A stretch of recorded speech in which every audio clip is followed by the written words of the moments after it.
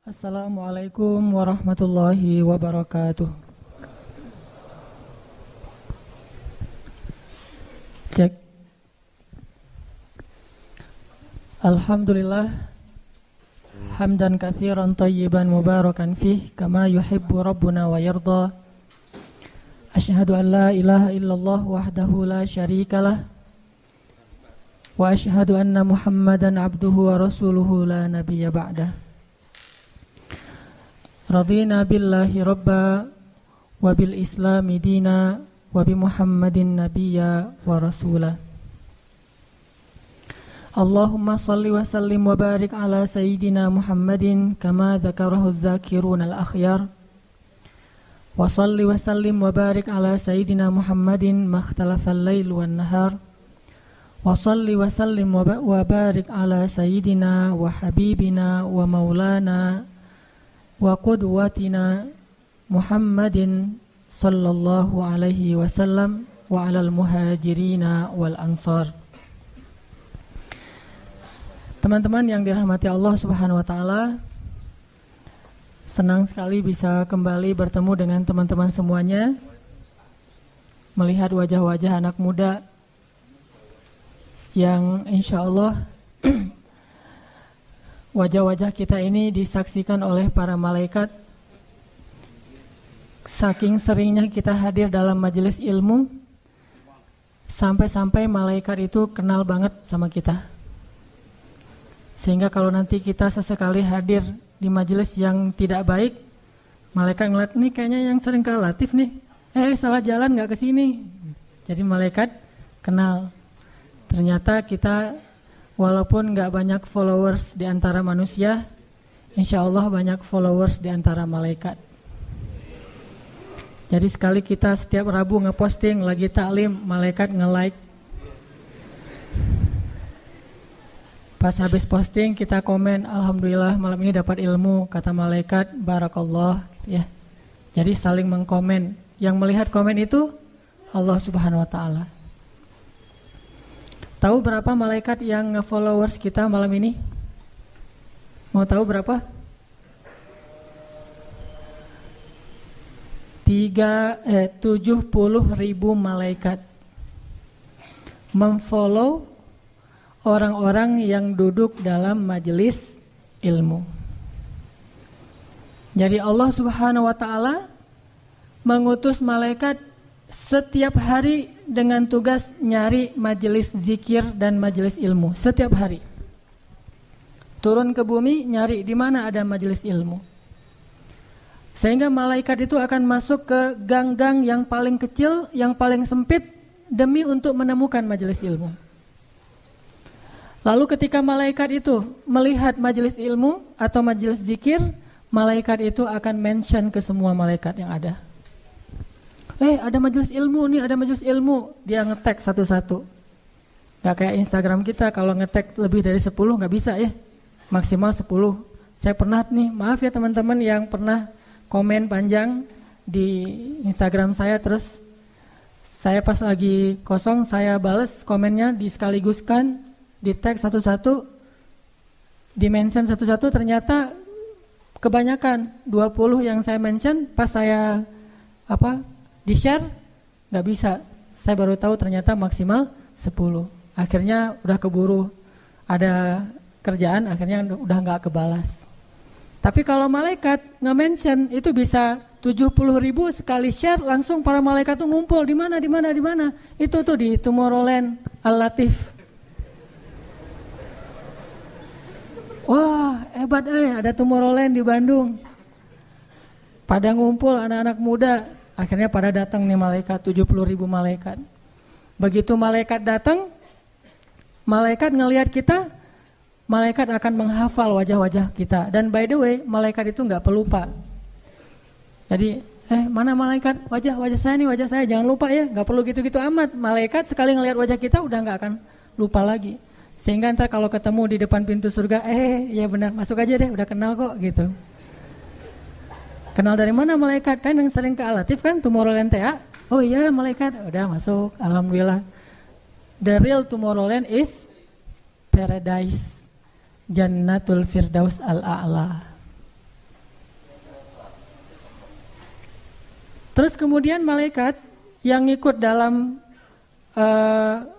majelis kita akan terus mendoakan kita sampai kita batal wudu. Maaf. Makanya di antara etika duduk dalam majelis ilmu itu adalah berwudu. Dan insya Allah semua kita karena habis sholat dalam keadaan berwudu. Sampai kita batal wudu atau sampai kita meninggalkan masjid.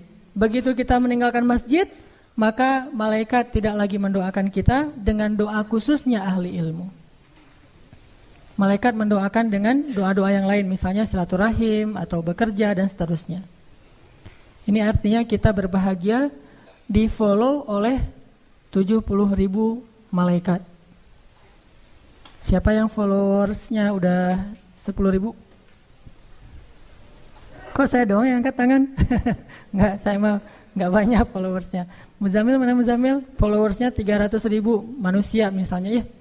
Ini 70.000, masing-masing followers 70.000 itu bawa lagi followers 70.000. Jadi 70.000 kali 70.000 berapa tuh? Berapa?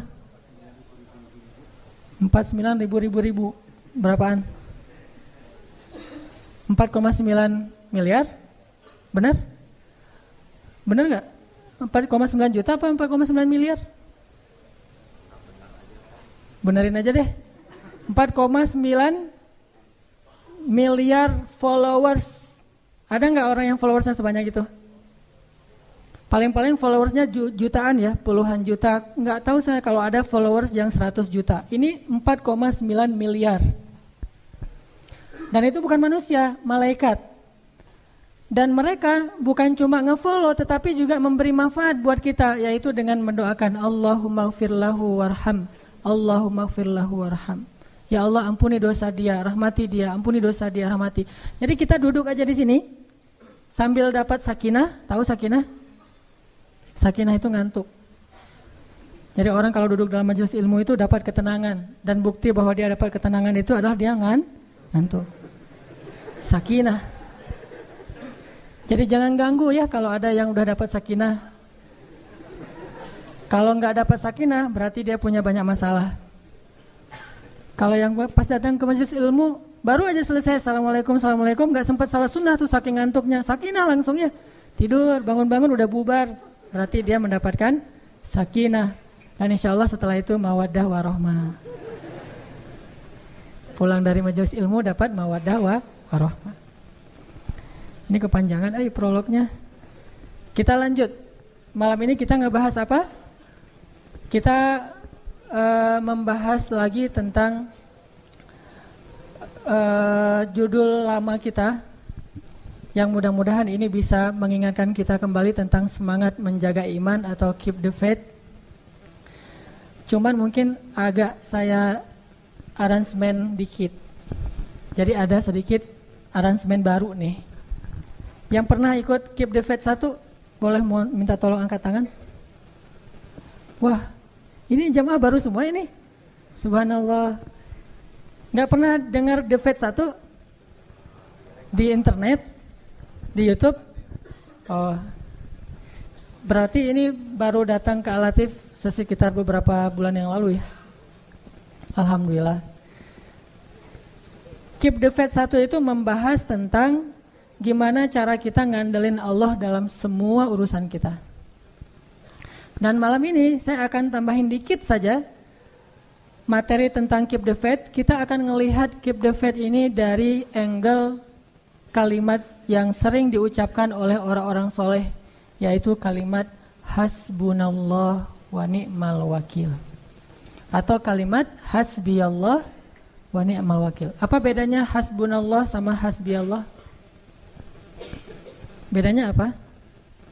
Kalau hasbunallah cukup bagi kami Allah. Kalau hasbi Allah cukup bagi saya Allah. Sama aja, cuman beda. Kalau sendiri ngomongnya hasbi Allah. Kalau bareng-bareng ngomongnya hasbunallah. Nah, berkaitan dengan kalimat hasbunallah atau hasbi Allah ini ada beberapa kisah yang mungkin bisa jadi teladan. Harusnya bagi seorang mukmin Allah itu sudah cukup bagi dia daripada yang lain. Ketika Allah sudah ridho kepada dia, dia mah nggak terlalu butuh kepada yang lain, nggak ngaruh dengan yang lain. Cukup Allah aja buat dia. Dia tidak akan kecewa karena orang lain tidak menghargai. Dia tidak akan kecewa ketika orang lain meninggalkannya. Dia tidak akan sedih ketika dia dalam kesendirian. Dia tidak akan merasa bergantung kepada orang lain moodnya, karena moodnya itu tergantung kepada Allah Subhanahu Wa Taala. Kalau Allah sudah ridho bagi saya cukup. Harta, kalau dibandingkan dengan Allah, saya lebih memilih Allah daripada harta.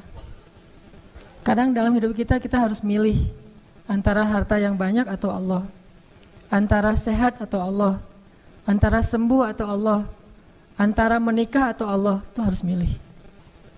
Kadang-kadang kita, nih kamu mau nikah dengan cewek yang paling kamu ngeklik atau mau milih Allah. Kadang harus milih gitu.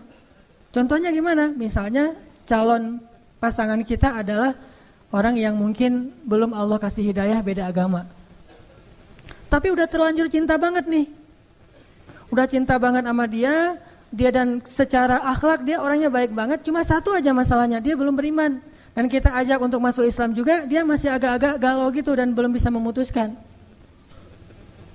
Tapi udah terlanjur baper, udah cinta banget, udah cinta mati, gak bisa hidup tanpa dia, terus gimana tuh? Udah terlanjur cinta, tapi secara fikih, secara agama gak boleh menikah karena dia beda agama. Di situ kita disuruh pilih, dia atau saya, kata Allah Subhanahu Wa Taala. Sehingga orang-orang yang yakin kepada Allah, orang yang tahu betapa kebersamaan Allah itu tidak ada duanya, betapa Allah itu cukup buat kita, dengan tegas dia akan mengatakan, hasbi Allah, cukup bagi saya Allah. Kecuali kamu mau bersama saya menyembah Allah Subhanahu Wa Taala. Saya nggak butuh harta, saya nggak butuh cinta. Bagi saya cinta Allah itu adalah segalanya. Kalau dalam bahasa hadis, salasun man kunna fi wajada halawatal iman. 3 hal yang kalau seseorang mendapatkan 3 hal ini, dia akan ngerasain indah banget keimanan itu. Jadi mukmin itu terasa pokoknya udah nggak ada masalah lagi deh, udah jadi mukmin udah cukup gitu. Ketika dia dapat iman, bagi dia itu udah dapat segalanya. Ketika dia yakin kepada Allah, bagi dia itu sudah mendapatkan dunia dan seisinya, bahkan lebih dari itu. Salasun, 3 hal yang kalau kita dapatin ini, insya Allah kita akan bahagia sebagai orang mukmin. Kalau nggak dapat ini, walaupun kita beriman, kita nggak akan bahagia banget. Pengen jadi orang mukmin dan bahagia, milikilah 3 hal ini. Salah satu dari 3 hal itu adalah ayyakunallahu wa rasuluhu ahabba ilaihi mimma siwahuma. Ketika Allah dan Rasul lebih dia cintai dari apapun juga. Kalau kita bisa Allah dan Rasul paling kita cintai dalam hidup kita, kita akan bahagia. Tapi kalau ada sesuatu yang lebih kita cintai daripada Allah dan Rasul dalam hidup kita, kita nggak akan bahagia. Kita boleh mencintai pasangan? Boleh nggak? Boleh, tapi nggak boleh melebihi cinta kita kepada Allah dan Rasul. Kita boleh mencintai anak? Boleh, tapi nggak boleh melebihi kecintaan kita kepada Allah dan Rasul. Kita boleh mengumpulkan harta, saya nggak bilang cinta harta, mengumpulkan harta. Tapi tidak boleh harta itu masuk ke dalam hati kita sehingga kita mencintainya. Bahkan seperti kita mencintai Allah dan Rasul, nggak boleh. Harus lebih Allah dan Rasul di atas segalanya. Ayyakunallahu wa rasuluhu ahabba ilaihi mimma siwahuma. Pokoknya Allah itu cinta mati saya. Rasulullah itu cinta sejati saya. Dan saya tidak pernah mencintai sesuatu pun atau seseorang pun seperti saya mencintai Allah dan Rasul. Sahabat seperti hampir seluruh sahabat kayak gitu. Hampir seluruh sahabat kayak gitu. Atau bisa kita bilang seluruh sahabat seperti itu. Kecuali mungkin ada beberapa orang sahabat yang orang Badui misalnya, orang pedalaman yang ketemu Rasul cuma sebentar sekali-kalinya. Mungkin dia belum terlalu mengerti makna cinta kepada Allah dan Rasul. Tapi sahabat yang terus berinteraksi dengan Rasul, hidup di samping Rasulullah, semua mereka itu mencintai Allah dan Rasul di atas segalanya. Sangat mencintai Allah dan Rasul. Sehingga kalau mereka ketemu dengan Rasulullah, mereka suka bilang gini, bi abi anta wa ummi ya Rasulullah. Ini kata-kata sahabat yang paling sering terdengar. Bi abi anta wa ummi ya Rasulullah. Apa maksudnya? Engkau lebih saya cintai daripada ayah dan ibu saya, wahai Rasulullah. Engkau lebih saya cintai daripada keluarga saya ya Rasulullah. Engkau lebih saya cintai daripada anak saya ya Rasulullah. Engkau lebih saya cintai daripada apapun juga. Seperti Ummu Umarah, seorang perempuan yang saking mencintai Rasulullah, ketika dalam perang Uhud, kaum muslimin mundur dan lari karena mereka hampir kalah, kocar-kacir barisannya. Akhirnya mereka semuanya naik ke atas bukit, tinggallah Rasulullah sendiri di bawah. Ketika Rasulullah tinggal sendiri, Ummu Umarah melihat ke belakang dan ternyata Rasulullah tinggal sendiri. Akhirnya Ummu Umarah lari lagi untuk membentengi Rasulullah dengan tubuhnya. Dia jadikan tubuhnya sebagai perisai Rasulullah SAW. Sehingga waktu itu Ummu Umarah sampai dapat banyak luka di tubuhnya, sampai para ulama mengatakan lebih daripada 20 bekas luka di tubuhnya. Kenapa? Karena ketika orang ingin menebas Rasulullah, Ummu Umarah meletakkan badannya di depan Rasulullah sehingga dia rela dia kena tebas. Ketika orang ingin menombak Rasulullah, dia tahan dengan tubuhnya. Ketika orang memanah Rasulullah, dia jadikan tubuhnya sebagai perisai Rasulullah. Sehingga ketika selesai perang Uhud, Rasulullah datang kepada Ummu Umarah dan melihat tubuh Ummu Umarah yang penuh dengan luka. Bahkan di belakang lehernya Ummu Umarah ini lukanya bekas sayatan pedang itu sampai besar sekali, hampir seolah-olah memutuskan leher Ummu Umarah. Kalau bukan itu, mungkin Ummu Umarah sudah meninggal dunia. Dan akhir hayat Ummu Umarah kehilangan satu lengannya gara-gara membela agama Allah Subhanahu wa taala. Tapi ketika Rasulullah tanya kepada Ummu Umarah, "Ya Ummu Umarah, bagaimana keadaanmu?" "Ya Rasulullah, enggak apa-apa, gimana keadaanmu ya Rasul?" Dia malah nanya keadaan Rasulullah. Bagaimana keadaan Rasulullah? Bagaimana keadaan Rasulullah? Dia masih terluka parah. Jadi orang ngigaunya itu gimana Rasulullah? Gimana Rasulullah? Itu ngigaunya. Seperti seorang pemuda yang ngigaunya menyebutkan nama cewek yang dia cintai. Atau seorang pemudi, seorang cewek yang ketika ngigau dia menyebutkan nama orang yang dia cintai. Direkam lagi sama temannya, kemudian diposting di Instagram. Ketahuan deh ya. Ummu Umarah ketika ngigau dalam keadaan sakit keras, Rasulullah, di mana Rasulullah? Saya enggak rela kalau belum tahu kabar tentang Rasulullah. Ketika orang-orang mengatakan, "Ya Ummu Umarah, Rasulullah dalam keadaan selamat dan sehat dan beliau tidak terlalu parah lukanya. Alhamdulillah beliau selamat sedang dirawat sekarang. Alhamdulillah. Bawakan saya ingin bertemu dengan Rasulullah." Ummu Umarah, padahal di tubuhnya banyak luka. Sehingga Rasulullah berdoa, "Ya Allah, berkahilah Ummu Umarah, keluarga Ummu Umarah." Begitu juga dengan Abu Bakar As-Siddiq. Ketika dalam masa-masa sulit di Mekah, saat Rasulullah SAW sedang sholat di depan Ka'bah, waktu itu Rasulullah lagi sholat dan Abu Bakar melindungi Rasulullah. Jadi Abu Bakar di samping Rasulullah jadi kayak bodyguard gitu, jadi kayak pengawal Rasulullah. Ketika Rasulullah sedang sholat, Rasulullah membacakan ayat Al-Quran, Abu Bakar menjadi pengawalnya. Begitu datang Abu Jahal ingin menyentuh Rasulullah, langsung ditahan oleh Abu Bakar. "Ya Abul Hakam, jangan ganggu orang yang menyembah Allah." Kemudian akhirnya mereka mengeroyok Abu Bakar sampai wajahnya tidak dikenali, digebukin rame-rame sama Abu Jahal dan kawan-kawannya. Sampai dalam bahasa ayat atau dalam bahasa sejarah, wajahnya sampai tidak dikenali, artinya hancur-hancuran, babak belur Abu Bakar As-Siddiq demi membela Rasulullah. Kemudian digotong oleh keluarganya kepada Bani Taim, keluarganya Abu Bakar, kabilah Taim. Ketika beliau sadar dari pingsannya, yang pertama beliau tanya, "Di mana Rasulullah? Bagaimana keadaan Rasulullah? Bagaimana keadaan Rasulullah?" Orang-orang mengatakan, "Ya Abu Bakar, kami mengkhawatirkan keadaanmu, tetapi engkau masih mengkhawatirkan Muhammad." Kata ibunya, "Wahai anakku, istirahat dulu, minum obat, makan, minum dan seterusnya." Kata Abu Bakar, "Demi Allah, saya tidak akan makan dan minum sebelum saya tahu keadaan Rasulullah SAW." Ayyakunallahu wa rasuluhu ahabba ilaihi mimma siwahuma. Tidakkah kita cemburu kepada orang-orang seperti itu? Baru kita akan bahagia dengan perasaan cinta kita. Kalau tidak, kita akan diperbudak dan sengsara justru oleh perasaan kita sendiri. Akhirnya Abu Bakar menyuruh orang, keluarganya termasuk ibunya, untuk membantu beliau berdiri, kemudian membantu beliau berjalan secara tertatih karena beliau lagi dalam keadaan luka berat, habis bangun dari pingsannya, datang ke rumah Rasulullah SAW. Ketika masuk ke rumah Rasulullah, ke rumah Khadijah, melihat wajah Rasulullah tersenyum, Abu Bakar langsung kayak orang udah segar, nggak perlu lagi dipegang, saya udah sehat. Gara-gara ngelihat Rasulullah selamat. Kemudian Rasulullah bertanya, "Bagaimana kabarmu ya Rasulullah?" Kata ya Abu Bakar, kata Abu Bakar, "Bagaimana kabar engkau ya Rasulullah?" "Saya tidak masalah, kalau gitu kabar saya baik." Kalau Rasulullah sakit, kabar saya lebih sakit. Kalau Rasulullah sehat, berarti kabar saya baik ya Rasulullah, tidak masalah. hanya sedikit luka karena dipukul sama mereka. Enggak pernah ngeluh, ya Rasulullah saya memang babak belur, udah lihat kan kesetiaan saya. Enggak gitu-gitu amat. Saya emang enggak apa-apa ya Rasulullah, yang penting engkau sehat. Begitu cintanya beliau kepada Allah dan Rasul, dan tidak ada yang lebih beliau cintai daripada Allah dan Rasul. Begitu juga ketika Abu Bakar mendampingi Rasulullah untuk hijrah. Kenapa Rasul memilih Abu Bakar untuk hijrah? Karena paling setia dan paling mencintai beliau.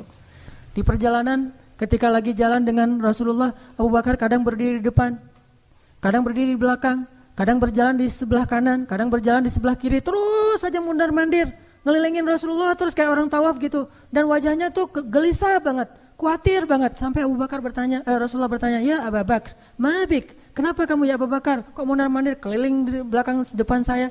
Kata Abu Bakar, ya Rasulullah, kadang ketika saya berada di sebelahmu, saya khawatir ada musuh yang akan menghadangmu di depan. Jadi saya ke depan biar saya duluan yang kena. Ketika saya di depan, saya khawatir ada musuh di belakang, saya lari ke belakang. Ketika saya di belakang, saya khawatir ada musuh di sebelah kananmu, di sebelah kirimu. Sehingga saya tidak pernah merasa tenang. Saya khawatir musuh ingin mencelakaimu, biarlah saya lebih dulu yang celaka ya Rasulullah. Allah dan Rasul paling dicintai bagi mereka. Di dalam gua Thur, ketika Rasulullah istirahat karena kecapean, Rasulullah tertidur sambil duduk, Abu Bakar tidak bisa tidur. Abu Bakar terus berjaga-jaga, jangan ada musuh yang datang ke dalam gua itu untuk membunuh Rasulullah. Jaga-jaga terus, siaga banget. Sampai ketika waktu sedang bersiaga kayak gitu, Abu Bakar ngelihat ada seekor kayak kalajengking keluar dari sebuah lubang di dalam gua, langsung ditutup oleh tangan Abu Bakar As-Siddiq. Nggak mikir ini kalajengking atau ngambil batu dulu, ngambil apa gitu, nggak mikir, karena saking khawatir terhadap keselamatan Rasulullah, dia tidak menggunakan akalnya, tetapi dia menggunakan kasih sayang dan cintanya. Langsung dia tutup dengan tangannya, kemudian tersengat. Ketika tersengat oleh kalajengking, Abu Bakar sama sekali tidak menjerit. Kenapa? Takut Rasulullah terbangun. Dia tahan, sampai akhirnya nggak tahan lagi. Dia udah keluar keringat dingin, Rasulullah terbangun dan melihat, ya Abu Bakar, kenapa kamu ya Abu Bakar? Nggak ada apa-apa ya Rasulullah, istirahat lagi. Ini nahan terus nih. Melihat wajahnya udah berkeringat, terus tangannya kayak agak biru gitu, Rasulullah melihat ternyata dia disengat oleh kalajengking. Kemudian Rasulullah mengusap bekas lukanya dengan nama Allah dan Allah menyembuhkannya. Tapi kan Abu Bakar nggak pernah nyangka, tenang aja, ntar mukjizat pasti sembuh gitu. Itu mah kita, wah kalau saya belain Rasulullah, insya Allah ada mukjizat, tenang aja dah. Paling sakit sebentar, pengen nunjukin aja bahwa saya itu setia gitu. Ini lebay. Abu Bakar mah gak lebay. Kalau Rasulullah gak kasih mujizat juga tidak masalah. Bahkan mati demi Rasulullah pun tidak masalah. Sampai mereka berkali-kali mengatakan, ana fida'uk ya Rasulullah. Saya adalah yang akan menggadaikan diri saya untuk keselamatanmu ya Rasulullah SAW. Saya tebus nyawa saya untuk keselamatanmu ya Rasulullah SAW. Ini saking cintanya mereka kepada Allah dan Rasul. Sampai ada seorang sahabat juga namanya Thauban radhiyallahu an. Pernah suatu ketika Thauban duduk bersama Rasulullah, kemudian dia tiba-tiba menangis. Pertama ngelihat Rasulullah lama gitu, jadi kayak orang memperhatikan seseorang yang paling dicintai kan ya. Kayak kita kalau ngelihat orang tua kita atau pasangan kita atau anak kita kan ngelihatnya lama. Pernah ngelihat istri lama-lama? Wah itu, saya kalau ngelihat istri saya tuh suka lama gini aja, lama banget, selama orang sholat tahajud. Nggak gitu juga kali. Ngelihat istri lama, kenapa? Karena sayang kepada pasangan kita. Kita ngelihatnya lama dengan bahasa kasih sayang, tapi nggak ngelihat dengan perasaan lain ya. Perasaannya cuma kasih sayang, jadi nggak macam-macam. Ini ada sahabat namanya Thauban. Kalau ngelihat Rasulullah tuh lama, ngeliatin, senyum. Rasulullah lihat, ya Thauban kenapa? Enggak ya Rasulullah, ngeliatin lagi. Jadi kayak orang, kalau di kita mungkin, apaan sih lo gitu ya. Enggak. Kalau sahabat mah cintanya murni karena Allah, bukan karena macam-macam, bukan LGBT. Jadi ngeliat Rasulullah lama, Rasulullah, ya Thauban kenapa? Tiba-tiba Thauban nangis. Rasulullah tanya, ma yubkika ya Thauban, kenapa kamu menangis wahai Thauban? Ya Rasulullah, saya cinta sekali kepada engkau ya Rasulullah. Tidak ada yang lebih saya cintai di muka bumi ini setelah Allah kecuali engkau ya Rasulullah. Terus kenapa? Saya khawatir kalau nanti engkau kembali kepada Allah dan saya juga kembali kepada Allah, saya tidak akan bertemu dengan engkau lagi ya Rasulullah. Kenapa demikian ya Thauban? Ya Rasulullah, engkau itu kekasih Allah. Engkau itu dijanjikan surga oleh Allah, tempatmu itu di surga Firdaus. Sedangkan saya hanya orang biasa ya Rasulullah. Amal saya sedikit, dosa saya banyak. Bagaimana saya akan menemuimu lagi nanti di akhirat ya Rasulullah? Cuma di dunia saja saya bisa melihat wajahmu dari dekat. Sedangkan di akhirat, engkau berada di tempat yang tinggi dan saya belum tentu masuk ke dalam surga. Bagaimana keadaan saya hari itu ya Rasulullah? Nangis Sauban, karena khawatir gak bisa ketemu dengan Rasulullah nanti di akhirat. Di dunia mungkin saya bisa bertemu dengan engkau ya Rasul, bisa memeluk engkau, bisa mendengar kata-katamu yang luar biasa, bisa melihat wajahmu dan senyummu yang sangat menenteramkan hati. Nanti di akhirat, bahkan di padang mahsyar belum tentu saya bisa bertemu dengan engkau ya Rasulullah. Akhirnya Rasulullah kemudian mendoakan Sauban dan mengajaknya untuk banyak melakukan sujud sehingga nanti bisa bareng dengan Rasulullah di surga Firdaus. Berselawat kepada Rasulullah sallallahu alaihi wasallam. Begitu juga ketika turun ayat idza jaa nasrullahi wal fath wa ra'aitan nasa yadkhuluna fi dinillahi afwaja. Ketika Nabi membacakan ayat ini kepada para sahabat, semua para sahabat itu bertakbir Allahu Akbar, menang gitu. Ini ayat kemenangan kan? Kalau telah datang kemenangan dari Allah dan pertolongan. Dan kamu melihat orang berbondong-bondong masuk Islam, yaitu setelah perjanjian Hudaibiyah, Fathu Makkah, setelah perang Khaybar, orang berbondong-bondong masuk Islam. Lalu para sahabat memaknai ayat ini adalah kemenangan. Semuanya bertakbir, kecuali Abu Bakar As-Siddiq yang menangis. Melihat Abu Bakar menangis sendiri di pojok, Umar datang menghampiri Abu Bakar dan bertanya, "Ya Abu Bakar, bukankah ini berita gembira? Kenapa engkau menangis ya Abu Bakar? Bukankah ini kemenangan dari Allah, ini nikmat anugerah dari Allah? Kenapa engkau menangis?" Kata Abu Bakar, "Ya, ini berita gembira, kemenangan dari Allah dan juga sekaligus berita duka." "Duka bagaimana ya Abu Bakar?" kata Umar. "Ya Umar, ketika Allah mengatakan agamanya sudah menang, bahwa dakwah ini sudah memperoleh kemenangan yang besar, orang akan berbondong-bondong masuk Islam, itu artinya tugas Nabi sudah selesai. Dan ketika tugas Nabi sudah selesai, maka itu artinya Rasulullah sebentar lagi akan kembali kepada kekasihnya dan meninggalkan kita." Baru Umar sadar dan menangis, lalu dia menyampaikan kepada semua sahabat, "Jangan kalian bertakbir dulu, sesungguhnya ini adalah musibah paling besar." Lalu mereka diajarkan oleh Umar, "Musibah apa ya Umar?" Umar mengatakan apa yang dikatakan Abu Bakar, baru seluruh para sahabat menangis. Perpisahan dengan Rasulullah SAW. Tidak ada yang lebih mereka tangisi sejak mereka lahir ke muka bumi, kata para sahabat, seperti mereka menangisi wafatnya Rasulullah SAW. Semua rumah di Madinah itu terdengar suara orang menangis. Bahkan lebih dari 1 bulan kota Madinah itu dalam keadaan berduka karena mereka menangisi kepergian Rasulullah SAW. Begitu juga ketika Rasulullah SAW berdiri di atas mimbar. Kemudian Rasulullah mengatakan, "Wahai kaum muslimin, sesungguhnya ada seorang hamba diberikan pilihan oleh Allah antara kembali kepada Allah atau dia tetap bersama orang-orang yang dia cintai." Ternyata hamba itu memilih untuk kembali kepada kekasihnya. Para sahabat diam aja gak ngerti. Abu Bakar nangis lagi. Saking pekanya hati Abu Bakar karena cintanya kepada Rasulullah. Lalu Umar nanya lagi kepada Abu Bakar, "Ya Abu Bakar, kenapa nangis? Bukankah itu kisah laki-laki Bani Israel?" Kata Abu Bakar, "Itu bukan kisah Bani Israel, itu Rasulullah yang diberikan pilihan antara kembali kepada Allah atau tetap bersama kita, dan beliau memilih kembali kepada Allah." Baru nangis juga. Umar ini sering merasa gak ada apa-apanya di hadapan Abu Bakar As-Siddiq. Dan Abu Bakar bukan karena lebih cerdas daripada Umar. Terkenal Umar itu cerdas, Ali bin Abi Thalib itu cerdas, tetapi cintanya Abu Bakar kepada Rasulullah di atas rata-rata. Sehingga dengan cinta itu dia lebih peka, dia lebih ngeh, dia lebih aware daripada sahabat-sahabat yang lain. Bahkan ada juga sahabat yang kayak gini. Setiap malam dia ada di depan rumah Rasulullah. Asal udah malam, udah ada dia tuh di depan rumah Rasulullah. Habis sholat Isya udah langsung siaga di depan rumah Rasulullah. Sampai Rasulullah bertanya, "Siapa di depan rumah?" "Saya ya Rasulullah." "Apa yang kau lakukan?" "Gak ada, Rasulullah lagi lewat," gitu.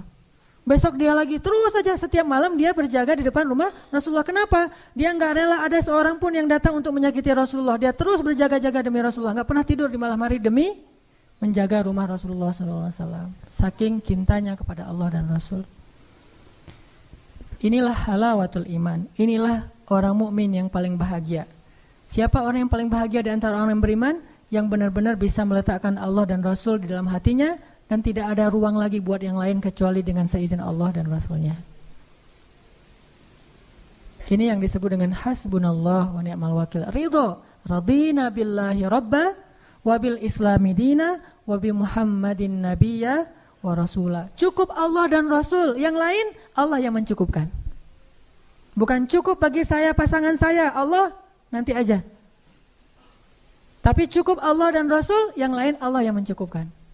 Siapa yang dalam hatinya Allah dan Rasul cukup, maka Allah akan memberikannya kecukupan dari segala sesuatu. Gak ada harta, Allah kasih dia rasa cukup. Sakit, Allah kasih dia rasa cukup.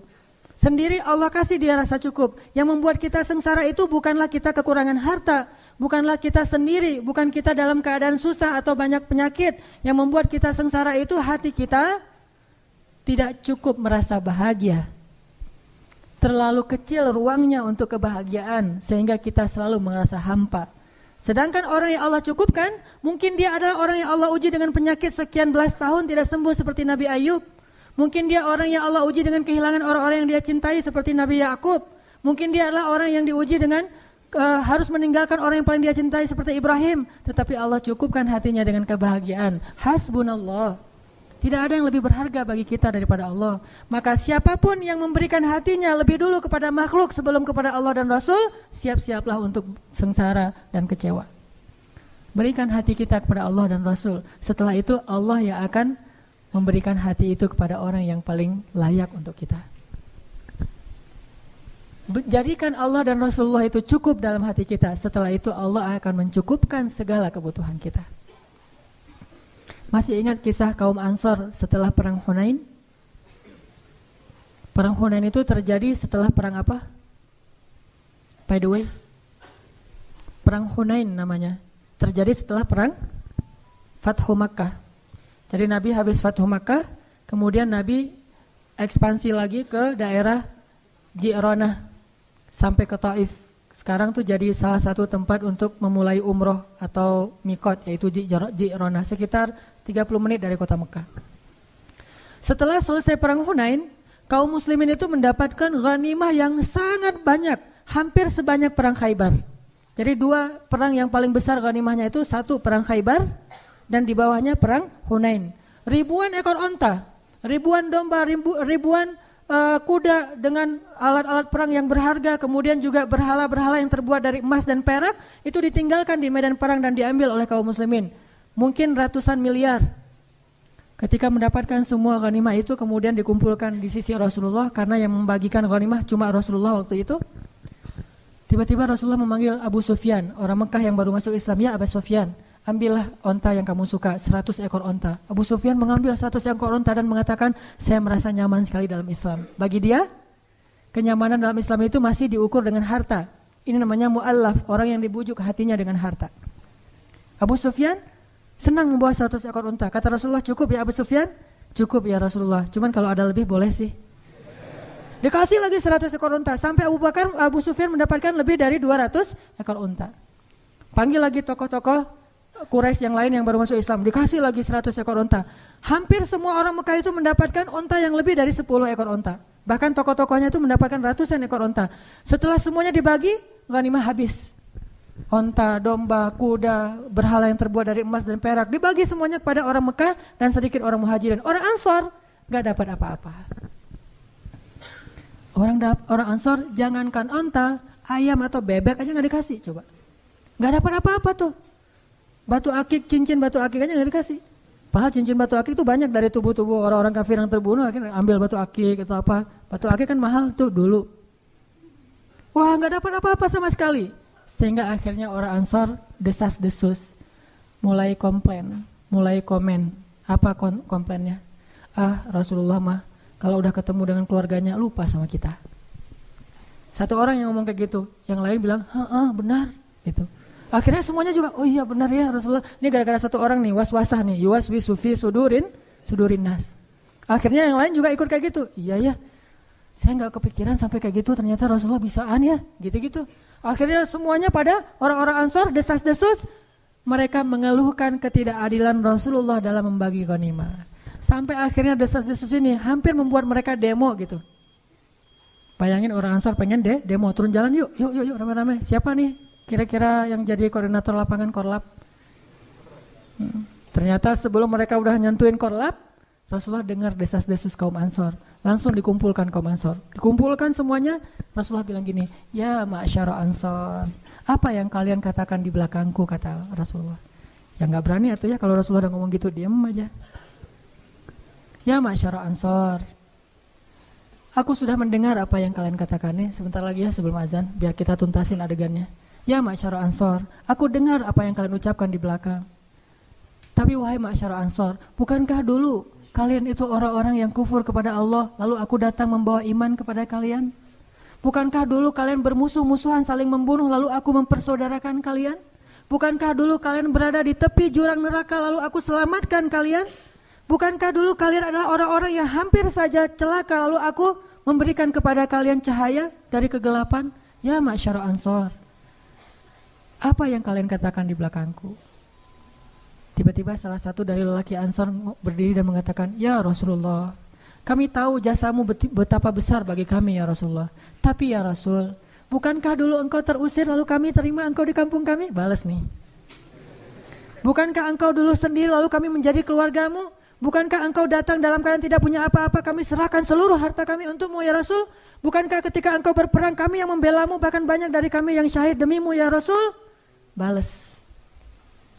Setelah selesai itu Rasulullah mengatakan, ya ma'syara Ansor, bagaimana pendapat kalian jika orang-orang Mekah itu pulang ke kampung halaman mereka membawa sampah-sampah dunia, dan kalian pulang ke kampung kalian membawa Allah dan Rasul? Tidakkah kalian rela? Langsung mereka berteriak, kami rela Allah dan Rasul. Biarkan mereka membawa pulang sampah-sampah dunia, kita dapat Allah dan Rasul. Allahu Akbar. Semuanya semangat dikasih Allah dan Rasul. Kalau kita disuruh pilih kayak gitu, ya Rasulullah, Allah dan Rasul plus harta juga ya Rasulullah. Itu mah kita ya. Insyaallah nanti kita lanjutkan setelah salat Isya.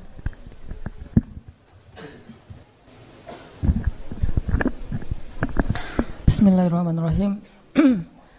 Teman-teman yang dirahmati Allah, sebelum kita lanjutkan kepada sesi kedua, marilah kita saling mendoakan kebaikan. Pertama kepada ibundanya teman kita, salah seorang jamaah Latif juga, Kang Roni Cicahem, salah satu anak skateboard. Ibunya sedang dalam keadaan sakit. Kemudian yang kedua, orang tua dari teman kita juga, Iwok, yang sedang ibadah haji, baru sembuh dari sakit. Kemudian yang ketiga, Saudari Resti, 10 tahun koma di rumah sakit Islam. Saudari Resti yang usianya 10 tahun sedang dalam keadaan dirawat di rumah sakit Islam dan koma. Mudah-mudahan Allah Subhanahu wa taala mengangkat penyakit mereka dan menggugurkan dosa-dosanya dan juga meninggikan derajatnya. A'udzubillahi minasyaitonirrajim. Bismillahirrahmanirrahim. Allahumma rabban nas adhibil ba's ishfi anta syafi la shifaan illa shifaa'uk shifaan la yughadiru saqaman. Rabbana atina min ladunka rahmah wa hayyi' lana min amrina rasyada waj'al lana min kulli dhiqin makhraja wa min kulli hammin faraja wa min kulli usri yusra. Amin rabbal alamin. Teman-teman yang dirahmati Allah, kita masih berbicara tentang kisah-kisah bagaimana orang-orang salih merasa Allah dan Rasulullah itu cukup bagi dia dan tidak ada lagi yang membuat dia gelisah setelah Allah dan Rasul. Tidak ada lagi yang membuat dia kekurangan setelah Allah dan Rasul. Tidak ada lagi yang membuat dia sedih setelah Allah dan Rasul. Segala yang dia harapkan dalam hidup adalah ridho Allah dan Rasulullah. Segala yang dia cari adalah ridho Allah dan ridho dari Rasulullah SAW. Sehingga dia berusaha siang dan malam mencari ridho Allah dan berusaha siang dan malam untuk mengikuti dan meneladani Rasulullah SAW. Sampai kisahnya itu hal-hal yang menakjubkan, betapa mereka mencintai Allah dan Rasulullah itu dalam adegan-adegan yang menurut kita kadang agak aneh gitu. Seperti Imam Ibnu Taimiyah ketika beliau ditangkap, beliau tenang. Lalu ketika di dalam penjara beliau dikurung sendiri, beliau tenang. Ketika beliau dibiarkan kelaparan, beliau tenang. Ketika beliau dibuat tidak bisa tidur, beliau tenang. Bahkan ketika beliau mau dihukum mati digantung, beliau tenang. Sampai orang-orang penasaran dan bertanya kepada Ibnu Taimiyah, kenapa engkau tenang sekali menghadapi semua ujian ini? Apa kata beliau? Ketika saya dikurung, maka saya menganggap diri saya sedang berduaan dengan Allah. Dan itu membuat saya tenang. Ketika saya tidak bisa tidur, maka saya sedang menganggap saya sedang qiyamul lail dan menghadap Allah yang turun ke langit dunia setiap malam. Dan itu membuat saya tenang. Ketika saya lapar, saya menganggap saya sedang berpuasa karena Allah, dan itu membuat saya tenang. Dan kalau mereka mengancam saya untuk dibunuh, saya anggap saya mendapatkan keistimewaan syahid di jalan Allah, dan itu pun membuat saya tenang. Jadi tidak ada satupun masalah di dunia itu yang membuat dia gusar atau membuat dia panik, membuat dia putus asa, karena selalu dia merasa bersama Allah Subhanahu wa taala. Hasbunallah wa ni'mal wakil. Cukup bagi kita Allah. Teman-teman pernah nggak ngerasain kalau misalnya naik motor yang biasa pakai helm, sesekali naik motor jalan jauh nggak pakai helm, kira-kira ngerasa khawatir nggak? Hariwang nggak tuh? Hariwang kan? Hariwangnya bukan karena takut kecelakaan, takut ada razia.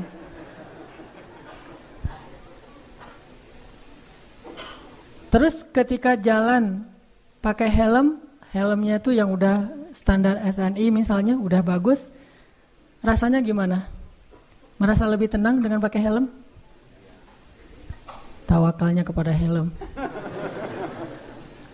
Jalan, mobil kita tuh ada asuransinya. Dengan jalan dengan mobil tidak ada asuransinya, secara normal lebih nyaman yang mana? Yang ada asuransi. Perasaan tenang, perasaan cukup, perasaan tidak khawatir karena pakai helm, karena pakai asuransi, karena jalannya dengan seorang teman yang badannya gede misalnya. Jalan kita kemana gitu ya, ke tempat-tempat umum yang kadang-kadang kita nggak tahu ada orang macam-macam, tapi kita jalannya tuh bareng teman yang dia tuh sebutlah kolonel muda.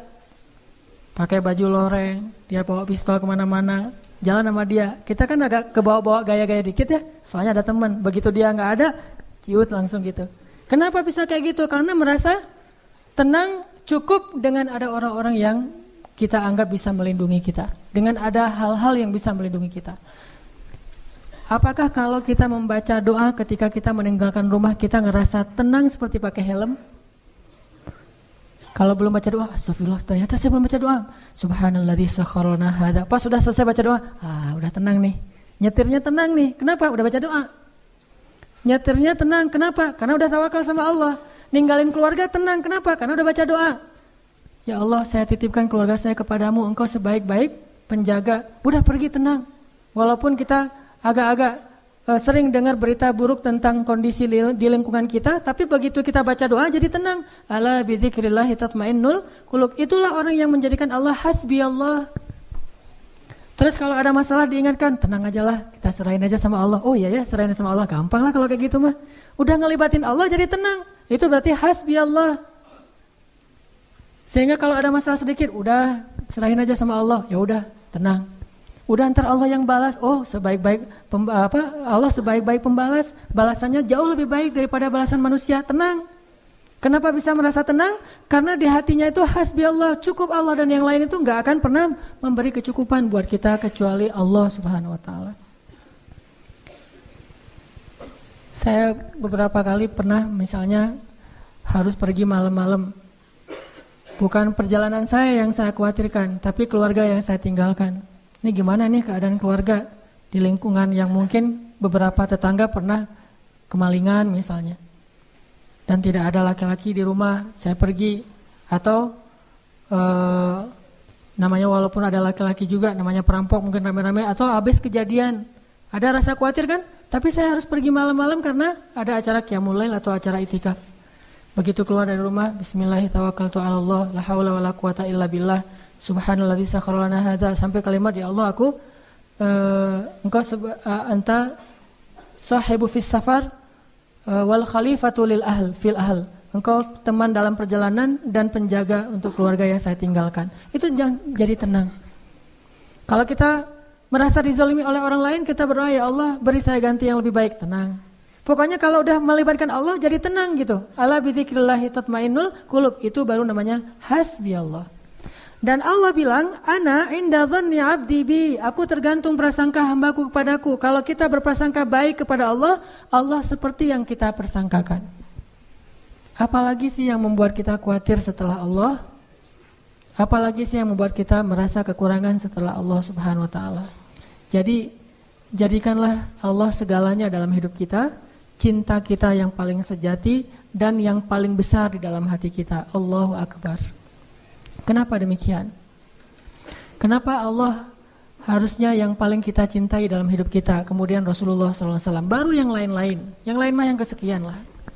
Termasuk keluarga kita, termasuk anak kita, termasuk istri dan suami kita, termasuk orang tua kita, harta kita. Itu mah yang kesekian. Nomor 1 Allah dan Rasul. Kenapa? Karena tidak ada yang lebih mencintai kita seperti cinta Allah Subhanahu wa taala kepada hambanya.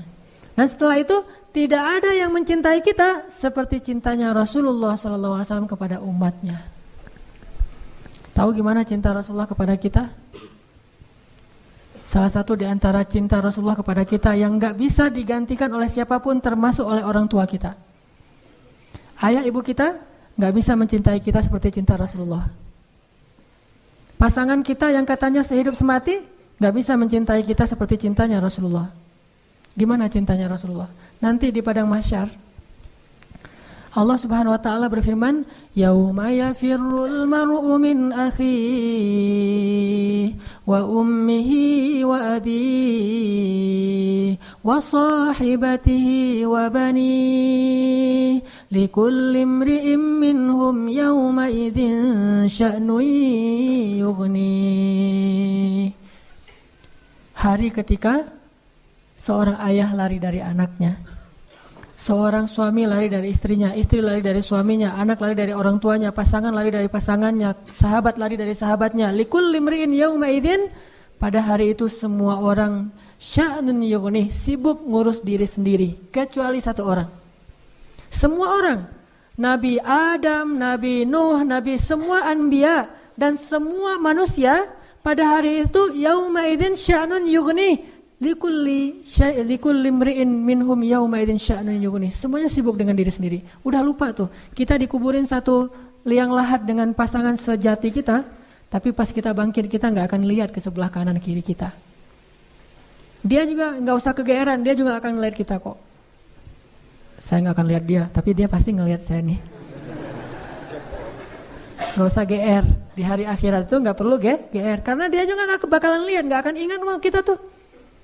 Kita lihat, misalnya kita manggil dia panggilan kesayangan kita, Beb, say gitu ya, say, gini panggil-panggil dia pergi aja tuh.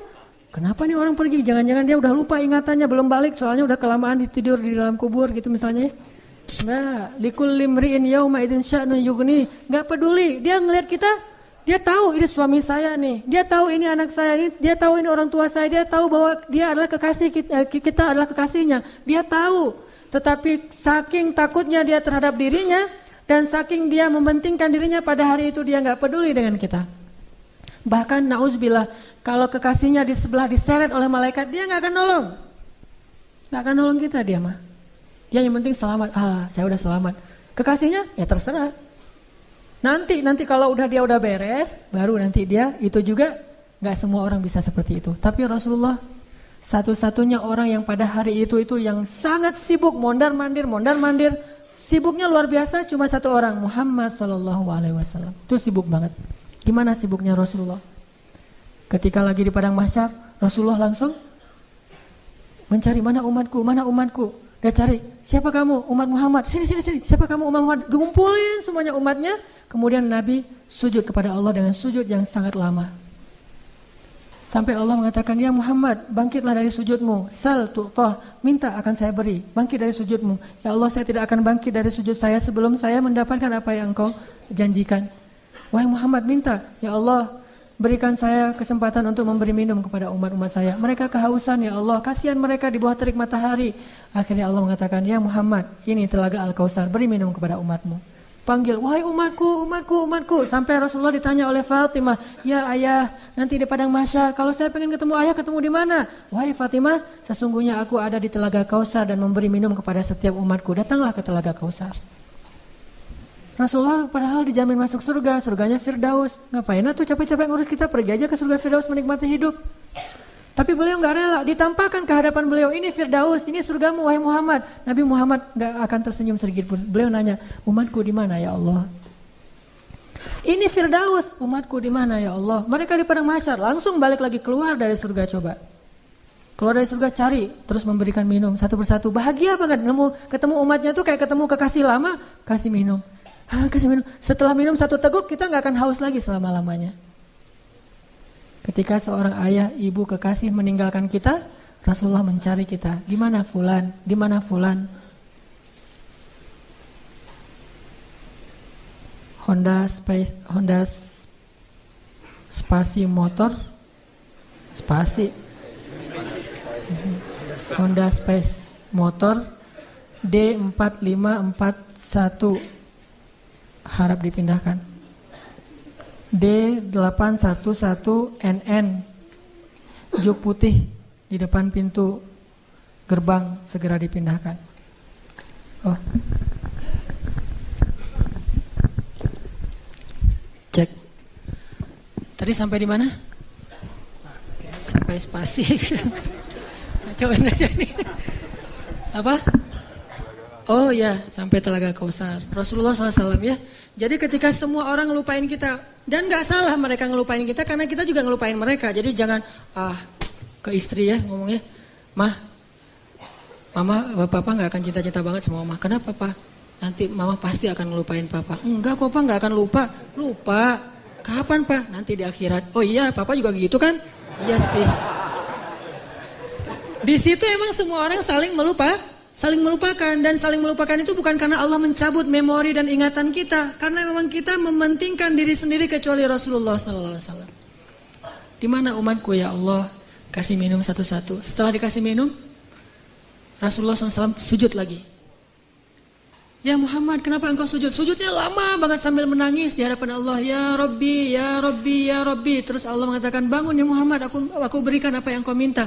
Ya Allah, selamatkanlah umatku dari Sirat.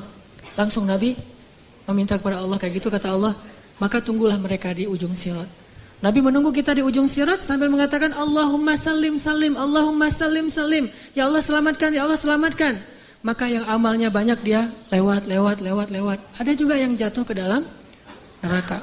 Rasulullah ketika tahu umatnya masih banyak yang di dalam neraka, langsung sujud lagi di hadapan Allah. Sujud yang sangat lama. Allah mengatakan, ya Muhammad, bangkitlah dari sujudmu, apa yang kau inginkan? Ya Allah, selamatkanlah seseorang dari api neraka yang di dalam hatinya ada iman walaupun sekecil biji kurma. Akhirnya kata Allah, selamatkan mereka yang ada iman sekecil biji kurma di dalam neraka. Nabi langsung pergi ke pintu neraka, mencari umatnya. Wahai malaikat, cari umat saya yang ada iman sekecil biji kurma dan selamatkan mereka. Dikeluarin. Ketika ketemu dengan Rasulullah, mereka dalam keadaan habis disiksa luar biasa. Wajah mereka, tubuh mereka rusak parah. Rasulullah melihat mereka dengan air mata, kasihan, memeluk mereka, dipersilakan masuk ke surga. Setelah selesai, udah gak ada lagi, malaikat udah gak ada lagi. Balik lagi ke hadapan arasy Allah. Di bawah arasy Allah, Nabi sujud lagi yang lama. Dalam sujud lama itu kemudian Nabi menangis. Allah berkata, ya Muhammad, kenapa menangis? Ya Allah, selamatkanlah umat saya dari api neraka yang mereka di dalam hatinya ada iman sekecil biji jagung. Sekecil jagung. Kata Allah, aku izinkan. Akhirnya Nabi Muhammad lari lagi ke neraka. Wahai malaikat, keluarkan yang ada iman sekecil jagung. Keluar lagi sekian ribu, sekian juta umat Nabi Muhammad. Udah selesai semua, udah gak ada sisa. Balik lagi di bawah arasy Allah. Sujud lagi yang lama, nangis lagi sepanjang waktu yang cukup lama. Sampai Allah bertanya, ya Muhammad, bangkit. Apa yang kau inginkan ya Allah? Keluarkanlah umatku yang di dalam neraka, yang di dalam hatinya ada iman sekecil biji sawi, zarrah. Kata Allah, aku izinkan. Lari lagi ke neraka, selamatin lagi. Balik lagi, sujud lagi, ya Allah. Kata Allah, ya Muhammad, apa lagi ya Muhammad? Bukankah aku sudah menyelamatkan banyak dari umatmu? Ya Allah, demi kasih sayang yang engkau miliki, selamatkanlah umatku yang mereka tidak punya amal kecuali hanya mengatakan la ilaha illallah. Kata Allah, aku izinkan. Nabi Muhammad kemudian lari ke neraka menyelamatkan kita dengan seizin Allah. Makanya Nabi mengatakan, katakan la ilaha illallah, baru aku bisa menyelamatkan kalian. Ketika ketika pamannya mau meninggal, apa kata Nabi? Wahai paman, ucapkan kunci surga la ilaha illallah biar aku bisa nyelamatin paman. Walaupun gak ada amal sama sekali, tapi pamannya dengan takdir Allah tidak mengucapkan. Sibuk Rasulullah sepanjang padang mahsyar yang panas, kemudian di Sirat, kemudian di depan pintu neraka, terus sibuk untuk memikirkan ummati, ya Rabbi, kaifa ummati, gimana umatku ya Allah. Rasulullah hanya membukakan pintu surga untuk kita, tapi beliau tidak masuk surga. Kita yang disuruh masuk surga, beliau keluar lagi, sibuk lagi dengan yang lain. Kita yang difikirkan oleh Rasulullah SAW. Apakah orang tua kita bisa melakukan itu nanti di akhirat? Tidak. Cinta yang paling besar dari Rasulullah. Enggak lupa sama kita, kenal juga enggak. Bahkan kita berselawat kepada beliau aja males. Beliau tidak menyelamatkan, ya Allah selamatin aja orang yang berselawat kepada saya. Yang enggak mau selawat enggak usah. Enggak. Yang ada iman sekecil zarrah, yang ada iman sekecil jagung, yang ada iman sekecil biji kurma, enggak masalah, yang penting umatku ya Allah, selamatkan mereka. Sampai pernah orang kalau sakaratul maut itu kan sakitnya luar biasa ya. Dan kita tahu adegan sakaratul maut Rasulullah. Apa yang beliau panggil? Ummati, umatku. Ketika beliau haji wada, apa yang beliau ucapkan? Sampaikan apa yang kalian dengar ini kepada umatku yang tidak mendengar, kepada kaum muslimin yang tidak mendengar. Akhirnya riwayat itu sampai kepada kita. Terus mikirin kita, hingga suatu hari Nabi lagi duduk bersama sahabat. Nabi bilang gini, wahai para sahabat, tahukah kalian siapa manusia yang paling dicintai oleh Allah dan aku juga mencintainya? Kata para sahabat, para nabi ya Rasul. Kata Rasul, kalau para nabi wajar dicintai oleh Allah, mereka itu adalah utusan-utusan Allah. Mereka dapat wahyu dari Allah. Mereka langsung berbicara dengan Allah seperti Musa, wajar dicintai oleh Allah. Tapi bukan itu maksud saya. Oh, kalau gitu para sahabat-sahabat Nabi seperti kami ya Rasul. Kalau kalian bertemu dengan aku, wajar jika Allah mencintai kalian. Wajar jika aku mencintai kalian karena kalian bertemu dengan aku. Dan kalian menjadi orang-orang yang langsung melihat mukjizatku. Tapi ada yang lebih dicintai oleh Allah daripada kalian. Siapa ya Rasulullah? Mereka adalah umatku yang datang setelah kalian. Mereka tidak pernah melihat aku, tetapi mereka beriman kepadaku dan mencintaiku, mengikuti sunnahku. Aku rindu kepada mereka. Kalian adalah sahabat-sahabatku, tapi mereka adalah keluargaku, kata Rasulullah SAW. Kita ini dianggap keluarga Rasul, Ahlul Bait loh. Bukan kita yang ngaku-ngaku Rasulullah keluarga kita. Itu mah wajar banget, orang kita orang biasa, Rasulullah orang luar biasa. Tapi Rasulullah ngaku kita sebagai keluarganya. Padahal Rasulullah tahu enggak semua dari kita itu setia kepada beliau. Yang marah ketika nama beliau dicoreng, yang marah ketika tentang beliau itu diselewengkan, yang marah ketika beliau dihina. Enggak semua dari kita punya kesetiaan yang besar kepada beliau. Tapi beliau menganggap kita keluarganya. Beliau rela menghabiskan hidupnya dalam kesusahan demi supaya hidayah ini sampai kepada kita. Siapa sih yang mau susah payah untuk kita kalau bukan karena mencintai kita? Siang malam hartanya habis, dihina, dicela, diusir dari kampung halamannya. Apa yang beliau harapkan? Supaya hidayah ini sampai kepada seluruh manusia. Itu yang paling beliau harapkan. Sampai pernah Rasulullah lagi duduk lewat orang Bani Israel lagi menggotong jenazah gitu. Rasulullah nangis. Lalu para sahabat bertanya, ya Rasulullah, kenapa engkau menangis? Kan yang meninggal itu bukan muslim tapi Bani Israel. Kata Rasulullah, saya menangis karena saya belum sempat mendakwahi dia sehingga dia mati dalam keadaan kufur. Saking cintanya Rasulullah kepada umatnya. Dan bahkan dengan seizin Allah, Rasulullah SAW sering berdoa untuk kita. Di antara doa-doa yang sering beliau ucapkan di malam hari ketika beliau tahajud. Beliau kalau tahajud itu bukan ngedoain diri sendiri, Allah masukkan saya ke surga, bukan. Justru itu Allah menjaminkan itu kepada beliau karena beliau sering mendoakan kita. Ya Allah umatku di Palestina, ya Allah umatku di Syam, ya Allah umatku di Yaman dan yang mengikuti arah Yaman dan seterusnya sampai ke kita. Semuanya didoakan di dalam solat malamnya Rasulullah SAW. Sehingga akhirnya hidayah ini sampai kepada kita. Ini baru Rasulullah, belum lagi cinta Allah kepada kita.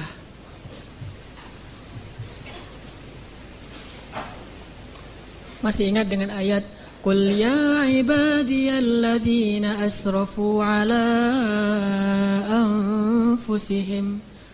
Qul ya ibadiyalladzina asrafu ala anfusihim. La taqnatu min rahmatillah. Allah berfirman kepada orang-orang yang banyak dosa seperti kita, yang pernah berzina, yang pernah minum khamar, yang mungkin pernah membunuh, yang pernah makan riba, yang pernah mengambil hak orang lain secara tidak benar, yang pernah melakukan dosa diam-diam, yang pernah ragu sama Allah, yang pernah diam-diam menuduh Allah dengan tuduhan-tuduhan yang gak pantas kepada Allah, yang banyak dosa, yang kotor, hina, dina. Allah bilang, ya ibadi, hambaku, gitu. Lembutnya panggilan Allah kepada kita. Allah gak menganggap, wahai manusia, wahai pendosa, wahai orang yang hina. Enggak, Allah bilang, qul ya ibadiyalladzina asrafu ala anfusihim. Bilang kepada hamba-hambaku yang banyak dosa. Tapi Allah gak bilang yang banyak dosa, yang melampaui batas terhadap dirinya. Lembut sekali bahasa Allah. Udah banyak dosa, Allah masih memanggil kita hamba. Sama kayak seorang ibu, anaknya udah durhaka siang malam kepada ibunya, ibunya masih memanggil kepada anaknya, anakku, gitu. Gak marah sama sekali. Bahkan ketika kita melakukan dosa, diam-diam di malam hari, tidak ada yang melihat kecuali Allah, kemudian cuma satu malaikat yang mencatat. Allah Subhanahu wa ta'ala berbisik kepada malaikat itu, jangan catat dulu, mungkin besok dia akan bertobat. Dan jangan kabarkan ini kepada malaikat yang lain. Allah kalau kita buat dosa diam-diam, Allah tutupi aib kita, gak mau ngasih tahu kepada yang lain. Tapi begitu kita taubat, Allah langsung mengatakan, wahai para malaikat, lihat hambaku itu, dia bertaubat. Giliran kita beramal soleh, Allah umumkan. Giliran kita buat dosa, Allah diam aja. Allah ngelihat, Allah maha syahid, maha alim, maha khabir. Allah menyaksikan yang kita lakukan di malam hari. Allah ngelihat hambaku. Ketika Allah melihat hambaku, Allah kasihan sama kita. Kenapa engkau melakukan itu, wahai hambaku? Malaikat mau catat, wahai malaikat tunggu dulu ya, besok dia mau bertobat mungkin. Dan Allah gak akan manggil, hei malaikat semuanya lihat nih hambaku lagi berbuat dosa. Enggak, ditutup ya aib kita. Besok ditunggu sehari, oh malaikat ya Allah nih udah besok nih, tar dulu, tar malam mungkin dia tobat. Allah membuka pintu tobat untuk dosa siang hari di malam hari. Allah buka pintu tobat di malam hari untuk dosa di siang hari, dan membuka pintu tobat di siang hari untuk orang yang berdosa di malam hari. Oh tunggu nanti malam dia mungkin bertobat. Udah malam, ya Allah dia udah tidur, mungkin bentar lagi dia bangun. Gak bangun juga, 24 jam Allah nunggu kita. Gak boleh catat dulu. Hari pertama gak bertobat, gak datang kepada Allah. Tunggu nanti hari Jumat, siapa tahu pas hari Jumat dia datang bertobat kepadaku. Allah tunggu di pintu masjid, mana hambaku yang itu gak datang-datang. Allahu Akbar, Allahu Akbar. Kita masih sibuk di rumah, kita sibuk di pasar, kita sibuk bekerja, kita menunda-nunda, alasannya kita macet di jalan. Allah tunggu kita di masjid. Di mana? Di depan mihrab. Begitu imam mau naik ke atas mimbar, Allah, mana hambaku, kayak seorang yang mencari kekasihnya yang hilang. Gak datang juga, ya udah malaikat tunggu Jumat yang akan datang. Ya Allah, ini udah berapa puluh Jumat, tunggu Ramadan. Ya ayyuhalladzina amanu kutiba alaikumusiyam. Allah tunggu di langit dunia. Ini Ramadan, mudah-mudahan hambaku datang. Gak datang juga, Allah tunggu. Oh siapa tahu nanti dia akan datang kalau nanti dia sudah menikah. Udah nikah belum datang juga. Ya udah deh, wahai malaikat, kasihan nanti daripada hambaku gak sadar, kasih dia sedikit masalah. Allah kasih masalah buat kita karena Allah pengen banget ngampunin dosa-dosa kita. Allah ngasih kita musibah karena Allah pengen banget ngelihat kita datang menangis, lalu Allah Subhanahu wa ta'ala akan menyambut kita dengan kasih sayangnya. Halumu ilayya ya abdi, datang ke sini wahai hamba-hambaku, kasih masalah dikit. Gak datang juga.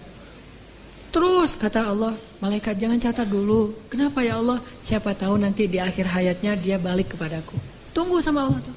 Begitu kita sakit menjelang kematian kita, baru Allah ternyata ngelihat kita kayaknya nih udah ada perubahan, tiba-tiba kita datang kepada Allah menyesal, ya Allah saya banyak dosa, ini bentar lagi malaikat mau cabut nyawa kita. Tuh kan hambaku ini bertobat, sini hambaku, langsung diselamatin, langsung seolah-olah didekap, dipeluk oleh Allah. Dan malaikat yang mencatat tadi tidak jadi mencatat. Kata Allah, lihat wahai malaikat, hambaku ini bertobat. Jangan catat keburukan dia. Wahai seluruh malaikat, lihat hambaku ini sudah bertobat. Allah umumkan. Lalu Allah mendekap kita dengan kasih sayangnya.